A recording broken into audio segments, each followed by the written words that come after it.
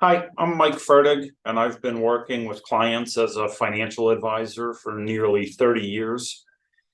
If you've been invested in the stock market for any length of time, you've most likely experienced a volatile period.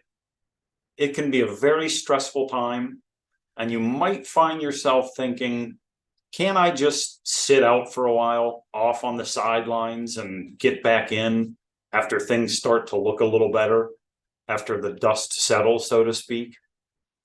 The impact of withdrawing from the stock market can be very detrimental to your financial goals. So stay here with me through a couple of brief scenarios so I can illustrate to you just how detrimental that can be.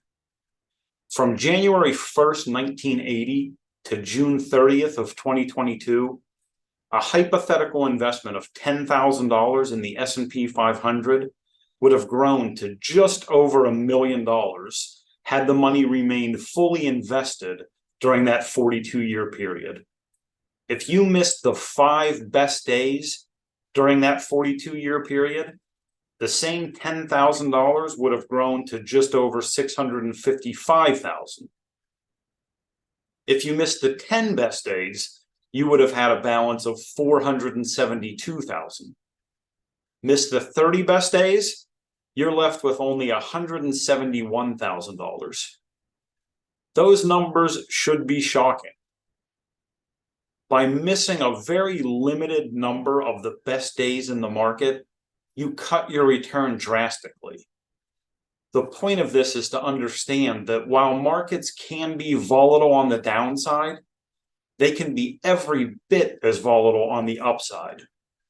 If that last example didn't convince you, I have another study for you to consider when you're thinking about how difficult it is to try to time the market.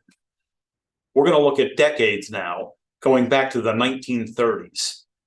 In the decades from 1930 through 2020, the stock market returned a positive result in 8 of those 10 decades, so 80% of the time. The total return for the stock market over that period was 17,715%. If you missed the 10 best days in each decade, your return is reduced to 28%. I didn't misspeak. Your return went from over 17,000 to 28%. This again illustrates how volatile the markets can be on the upside.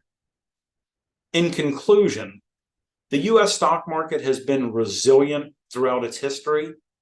In recent memory, the market came back from the collapse of Lehman Brothers in 2008, and then again after a downgrade of the US credit rating in 2011.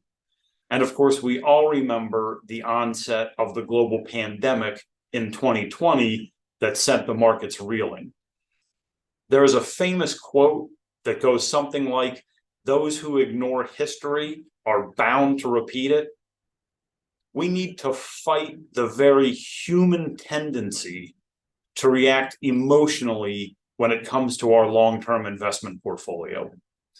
Rather than attempting to predict the market highs and lows, it is much more important to stay invested throughout a full market cycle if you want the best opportunity to achieve solid returns.